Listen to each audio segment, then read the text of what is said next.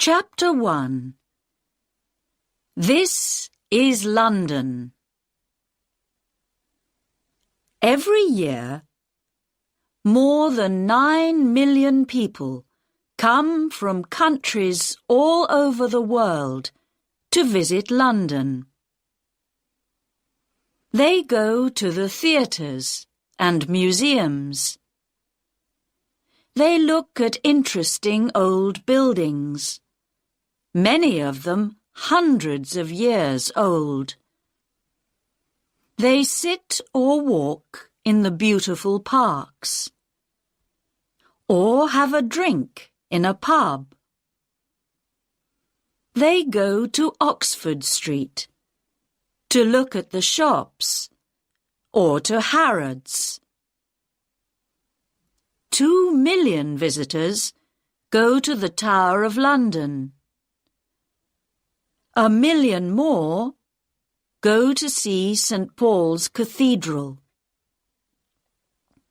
Yes, London is a big and beautiful city, with lots to see and do. But how did it all begin? Chapter 2. In the beginning. The name London comes from the Romans.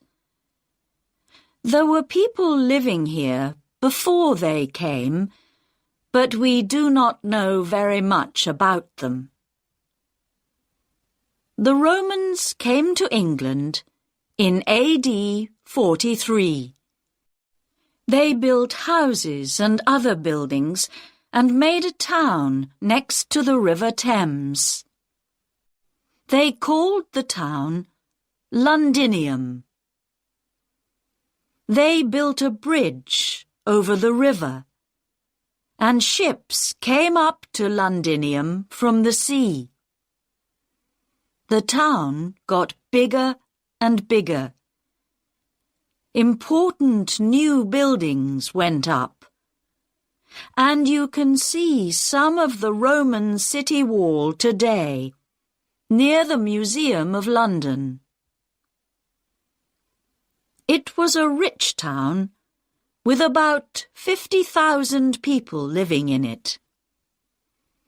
But soon after AD 400, the Romans left Londinium to go back to Rome, and nobody lived in the town for many hundreds of years. The buildings began to fall down. Danish soldiers destroyed more buildings nearly 500 years later. King Alfred was King of England then.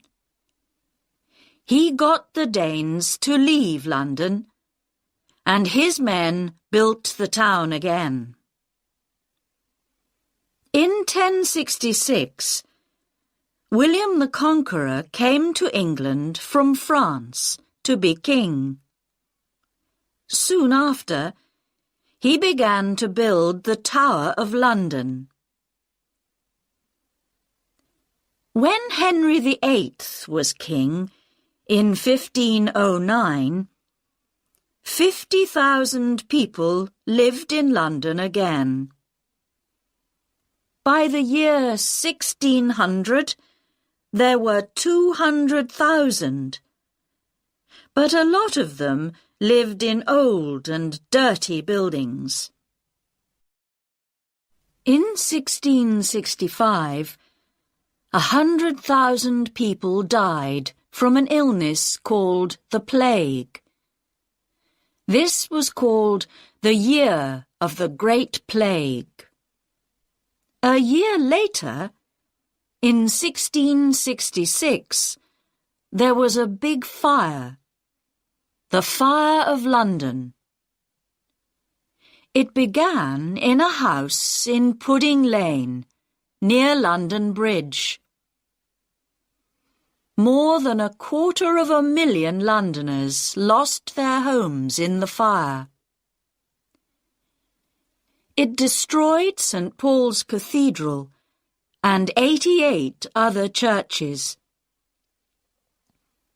But the fire also destroyed most of the worst old buildings, and the new houses that went up after this were better for people to live in.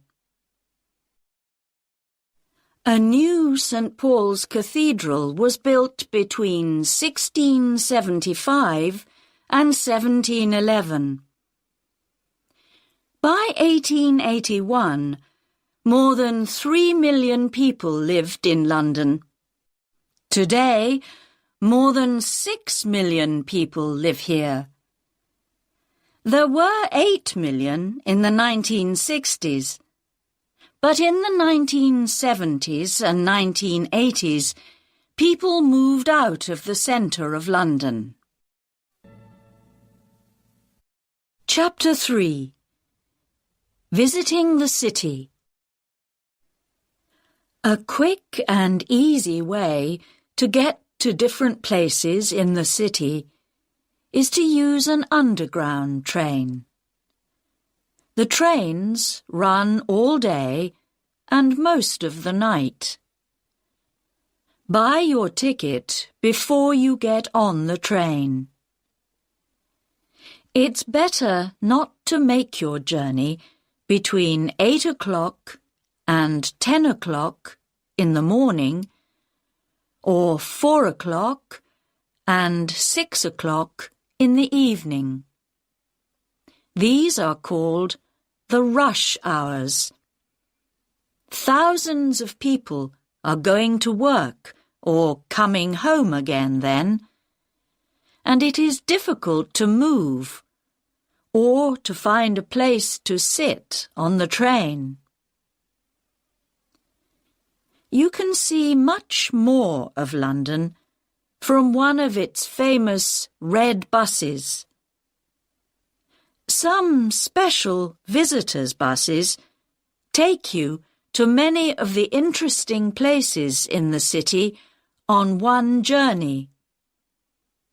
It takes about 1.5 hours, but you can break your journey and get off and on again at the different places you want to visit. London taxis are called black cabs. Most of them are black, but some are not. You can stop one if it has a for hire sign on it. The drivers are usually friendly and helpful. Why not take a boat trip along the River Thames? Boats leave Westminster Pier and Charing Cross Pier, and they go to Tower Pier and Greenwich. Between April and October, you can take a longer boat trip to Hampton Court, about 4 hours, a beautiful palace in a big park. Chapter 4. Some places to go. The Queen has her London home at Buckingham Palace. It is at the end of the Mall, a long road that begins at Trafalgar Square. At 11:30 most mornings, the soldiers at Buckingham Palace change the guard. It takes about 30 minutes, and hundreds of visitors come to watch. And in August and September, you can usually visit some of the rooms in the palace. But there are always lots of people coming to see them, so be ready to wait. You can also visit the Royal Mews at the palace. This is the home of the Queen's horses and coaches. The Queen's Gallery is also at the palace, and you can visit it at most times of the year. Here you can see pictures from all over the world. The Tower of London is now a museum and one of London's most famous buildings. More than 2 million people visit it every year. Yeoman warders, also called beefeaters, tell them all about the tower. You can see the crown jewels and visit the Bloody Tower and the White Tower, or take a walk round the wall and perhaps see one of the tower's famous black birds, the ravens. Tower Bridge is near the Tower of London. It is one of the most famous bridges in the city and first opened in 1894. St. Paul's Cathedral is not far away, on Ludgate Hill. It was built by Sir Christopher Wren after the Fire of London. Wren built more than 50 London churches. Visitors can go up to the Golden Gallery to look across London. Chapter 5. Westminster. Westminster Abbey is more than 900 years old and is a very famous London church. After William the Conqueror, every king and queen of England was crowned king or queen here. The Houses of Parliament are near Westminster Abbey. This is the home of the British government. The clock high up on the building is called Big Ben.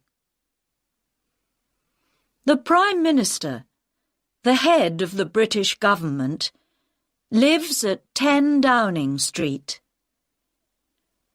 Walk along Parliament Street to Whitehall, past the government buildings, and you can see the little street on your left.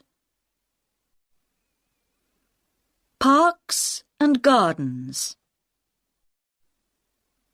When you are tired of looking at buildings, you can sit or walk in one of London's beautiful parks. Hyde Park has a lake in the middle called the Serpentine, and you can take a boat out on the water. It is a good place to get away from the crowds and the noise of the city. You can listen to the speakers at Speaker's Corner near Marble Arch. People from all over the world come and speak here. You can ask a speaker some difficult questions if you like, or you can stand on a box and speak to some of the listeners. Kensington Gardens is next to Hyde Park. Here you can see the statue of Peter Pan, the famous boy in the children's story Peter Pan by J.M. Barrie. Regent's Park is the home of London Zoo. The zoo has thousands of birds and animals from all over the world. There is also a theatre in the park. On a summer's evening, you can sit out under the night sky and watch a play by William Shakespeare, England's most famous writer. St. James's Park is next to the Mall. It is smaller, but many people think it is more beautiful. Chapter 6. Shops and Eating. The most famous shop in London, some people say the most famous in the world, is Harrods in Knightsbridge. It opened in 1849. Oxford Street has many big shops. Selfridge's, Marks and Spencer, John Lewis, Debenhams. There are always lots of people looking at the shops here.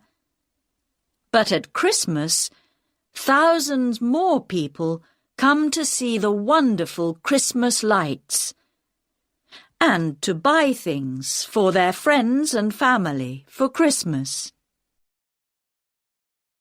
Charing Cross is famous for its bookshops. There are lots of them, and they sell old and new books.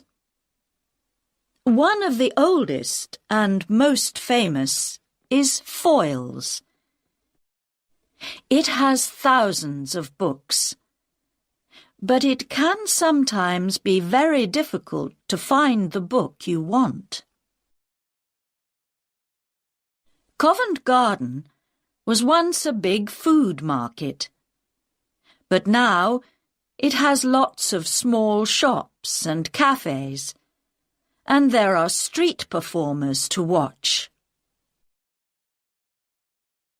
There are two very famous markets in London. Petticoat Lane Market, open on Sundays, is in Middlesex Street and is a good place to buy cheap clothes and things for the home. At the market in Portobello Road, open on Saturdays, you can buy old clocks, old chairs and tables, and hundreds of other things. You can find food from nearly every country in the world in London.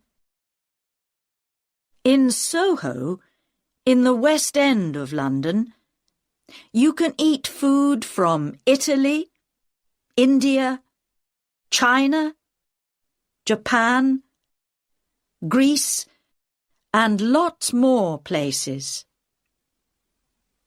There are also thousands of pubs in the city. In many pubs, you can eat as well as drink. Or why not have some English fish and chips? They are cheap and good to eat. Or you can have tea at the Ritz in Piccadilly, or at the Savoy Hotel in the Strand. Chapter 7. Going Out. Theatres and Music. London's West End has some of the best theatres in the world, so tickets can be expensive. Go in the afternoon. It is often cheaper. There is something for everybody. From a play by the Royal Shakespeare Company at the Barbican Theatre to Agatha Christie's The Mousetrap. This play began in 1952, and thousands of visitors see it every year. There are lots of cinemas to visit. The most expensive are in the West End, but you can sometimes get cheap tickets on Mondays.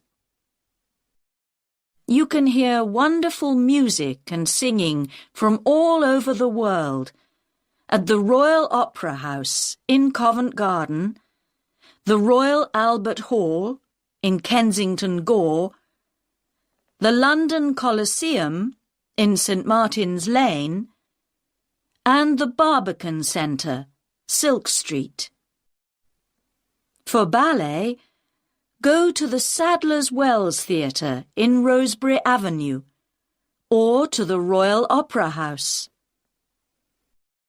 To get cheap tickets, buy them an hour or two before it begins. Do you like to listen to jazz musicians?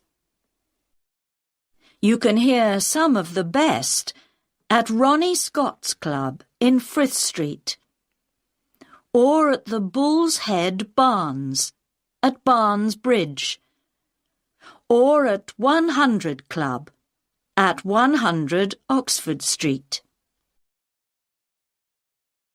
Sport. Some of the most famous English football clubs are in London. You can see Arsenal play at Arsenal Stadium, Avenel Road, N5. Chelsea play at Stamford Bridge, Fulham Road, SW6. And Tottenham Hotspur play at White Hart Lane, High Road, N17. To watch the very English game of cricket, go to Lord's Cricket Ground in St John's Wood, NW8. This is the home of cricket for most English people. Chapter 8. Museums and Galleries. The British Museum in Great Russell Street is the biggest museum in Britain. Tickets are free. The Museum of London at 150 London Wall is one of the most interesting museums in the city. It tells the story of London and its people. One more museum that tells a story is the Museum of the Moving Image, MoMI, on the South Bank, under Waterloo Bridge. This tells the story of cinema and television, and there are many things for visitors to see and do. You can act with actors on a film set, or you can read the news on TV. 4 million people visit the National Gallery in Trafalgar Square every year. They come to look at more than 2,000 pictures. Tickets are free. At the National Portrait Gallery in St Martin's Place, you can see pictures of famous people. Tickets are free here too. The London Dungeon in Tooley Street is a museum of horror. 500,000 people visit it every year, but they don't always stay to see it all. Madame Tussauds in Marylebone Road is famous for its people made from wax. You can see famous people from the past and famous people of today. Abraham Lincoln, Mahatma Gandhi, Nelson Mandela, Pavarotti, Marilyn Monroe, Charlie Chaplin, Sylvester Stallone. And in the Chamber of Horrors, you can see some very bad people. Chapter 9. Places and parades. The city. Londoners often talk about the city. They are talking about the oldest part of London, the home of the Bank of England, and many other big offices. About 5,000 people live in the city, and at weekends it feels empty. But between Monday and Friday, nearly 500,000 people come here to work in the banks and offices. Look for the city men with their dark suits and umbrellas. St. Paul's Cathedral is in the middle of the city, and the Bank of England has an interesting museum that you can visit. Also in the city is a very tall building, 60.6 meters high, called the Monument. Christopher Wren built this too, and it stands on the place where the Fire of London began in 1666. Some interesting and exciting days.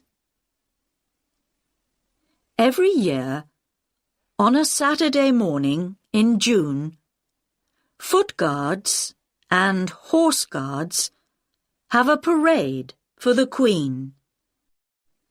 This is called Trooping the Colour. The colour is the flag that the soldiers carry. Thousands of people stand in the Mall to see the Queen and the soldiers go past. The exciting Notting Hill Carnival is on the last Sunday and Monday in August. There are 2 wonderful parades to watch, one on Sunday and one on Monday. And you can see them going through the streets near Portobello Road and Ladbroke Grove. On the second Saturday in November, Londoners can see their new Lord Mayor in the Lord Mayor's Show, a parade from Mansion House, the Lord Mayor's home, to the Strand. The Lord Mayor is the most important person in the city after the Queen. The first Mayor of London was Henry FitzAlan in 1189. They were not called Lord Mayors until the time of King Henry VIII. Big red buses, London policemen, Buckingham Palace, Speaker's Corner, Big Ben, Notting Hill Carnival. These are some of the things you can find in London. But there are many, many more. Come and see.